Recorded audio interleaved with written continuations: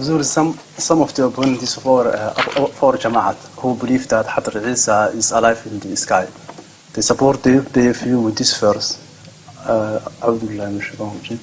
الله يتوفى الأنفس حين موتها والتي لم تمت في منامها فيمسك التي قضى عليها الموت ويرسل الأخرى إلى أجل مسمى إن في ذلك لآيات لقوم يتفكرون. They say that Hadr Isa is in a state of sleep, so they support their view with this verse. Now this is very important. You have to first read the whole verse and let's have it translated first. Then I'll explore the so-called argument you have. Some of the non-Ahmadis extract from this. Chapter 39, verse 41. It simply cannot help them. It's impossible. The verse is so clear, it would not permit anybody to twist its meaning. And this is the beauty of the Quran. Even if you do it, you can do it with some distortion in your mind, but logically you are not permitted. It's not possible. Like in case of Lakum Dinukum, I have proved. The other verses, who stand guard over the meaning of other verses of the Quran. So some stand guard against the distorted meaning of others if the people attempt to do it. 39 chapter. Chapter 39. Yes. Verse 41. Surah Al-Zumar. Yes. And verse 41.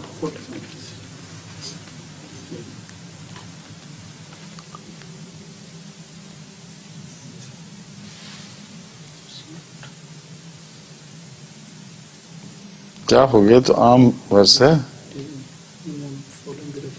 It's not verse 41 here. नहीं सूरह जुमर हो ही नहीं सकती this is wrong हैं Surah Zumar. Az-Zumar हैं Az-Zumar that's right yes Chapter 39 verse 41 is different. no आगे पीछे पढ़ लें कहीं 42. हाँ 42 yes Should I read it? of course أعوذ بالله من الشيطان الرجيم. الله يتوفى الأنفس حين موتها والتي لم تمت في منامها ويمسك التي قضى عليها الموت ويرسل الأخرى إلى أجل مسمى. Right. إن في ذلك لآيات لقوم يتفكرون. Right. Read the meaning. The translation. Allah takes away the souls of men at the time of their death. Of men by this it means humans. Allah takes away the souls of men at the time of their death, and of those also that are not yet dead during their sleep. And then He withholds those against which He has decreed death, and sends back the others till an appointed term. In that surely are signs for a people who reflect. Now read it slowly and we'll apply it to Jesus Christ. Peace be upon him. Yes. Allah takes away the souls of men at the time of their death. Souls or bodies? Tell me. Takes away the souls of the people or bodies of the people? What is said here? It doesn't say that Allah takes the bodies of the people away at the time of their death. It says the souls. So what is returned are souls later on of those who are not dead, not the bodies. So where is the body of Jesus Christ involved at all? They say Jesus Christ was lifted bodily from this world, this earth, to heaven. Show me how this verse is applicable to his case. It does not say at all that those whom Allah causes to die, He takes away their bodies. But those whom He does not cause to die, they are at that time in a state of sleep. Their souls are returned. So Jesus Christ wherever he was, if you apply this verse, it can only mean that Jesus Christ, if he is not dead, must have been put to sleep.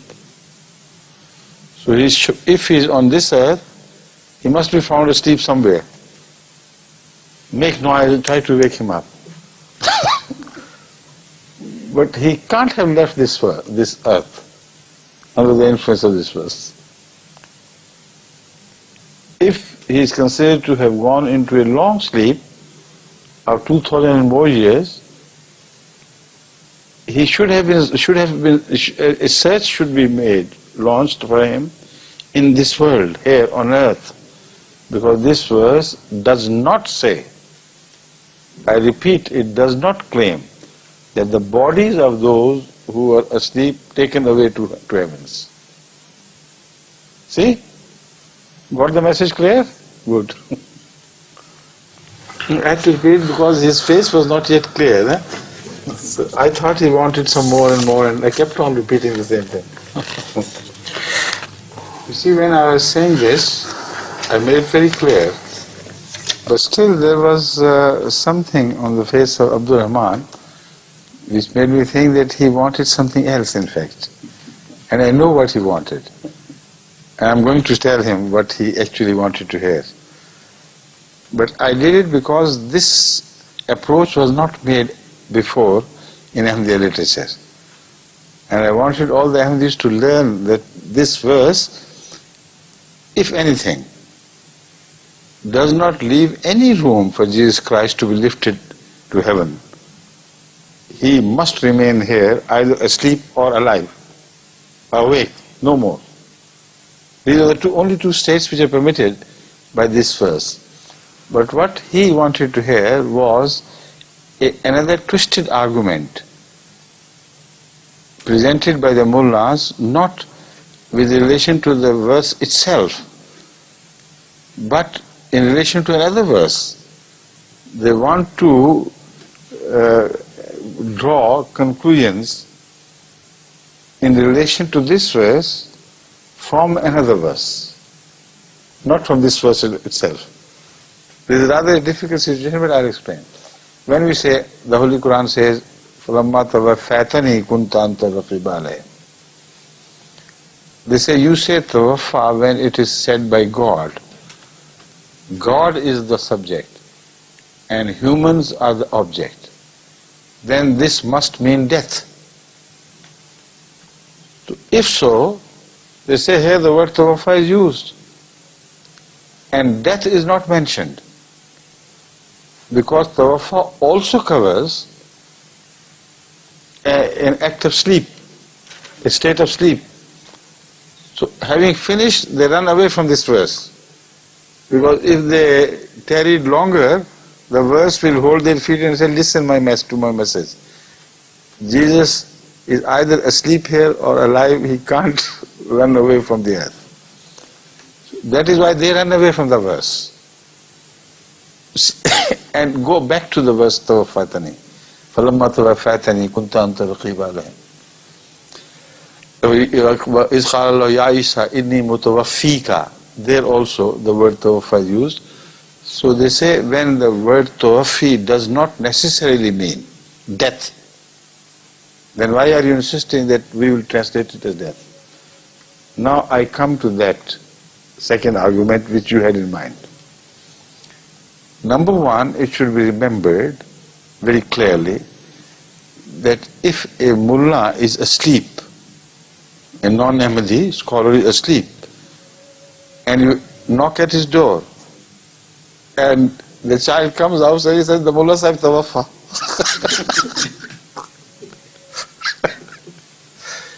If the mullah hears this, he would beat his own child perhaps to death. I'm all alive here, why are you calling? The child would say, Maulvi Sahib, I heard your munazara, in fact, with an Ahmadi.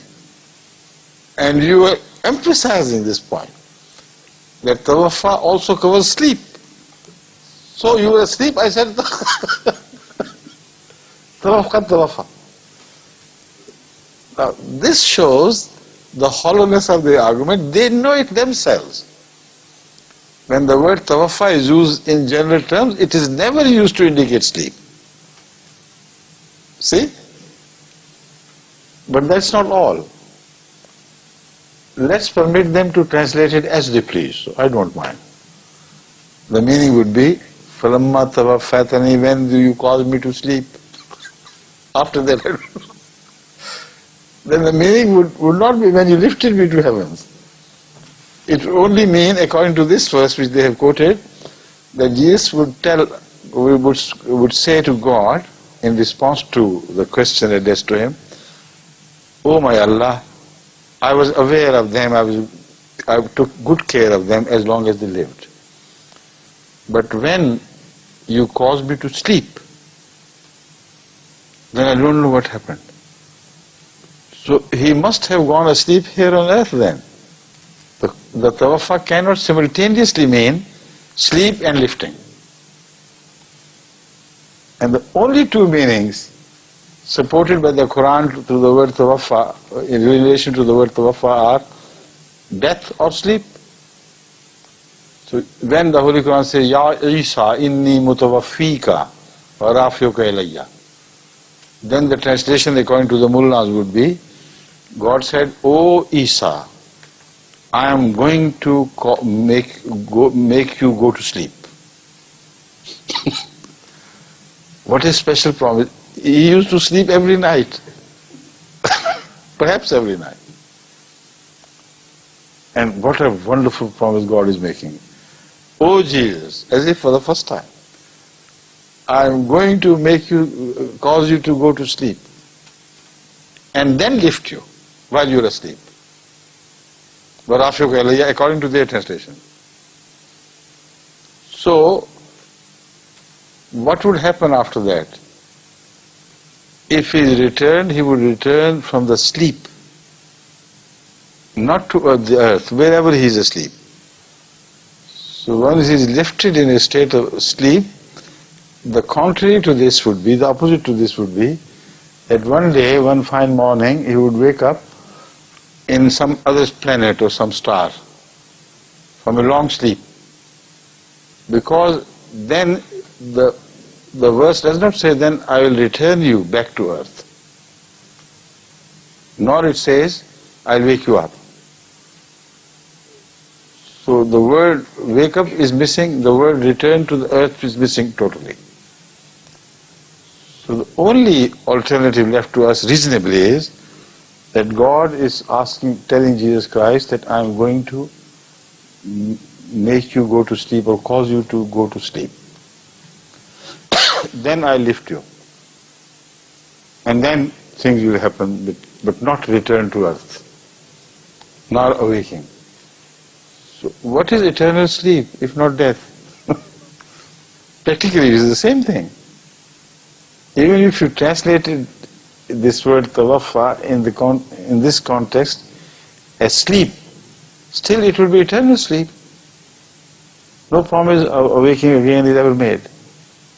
And as such we also use in Urdu, kuch aise soye ke phir na jage. He went to sleep in a manner that he never woke up from it. So such is the fate of Jesus, at best. Right?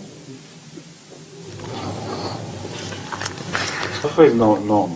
No. Tawaffa is maut. But norm is maut. Tawaffi is maut and Tawaffi is norm. Both. The child would say that you have been arguing with Ahmadis and telling them that the Tawaffa does not only mean maut, it also means sleep. So I used this in this sense. When I say Tawaffa, I meant you were asleep. You see? That is the argument. Yeah. Now I suggest an experiment. You invite a few Maulvis, anybody can invite a few Maulvis if you can tolerate their presence, to dinner. And after the dinner, you should stand up and announce, Maulvi Sahiban, oh Mullahs, you have eaten And that should be enough. Now it is time for Tawaffi. Get ready for your Tawaffi. Then look at their faces. And if there's a video camera, record them. And only to show it on MTA would be sufficient answer to this question. Right?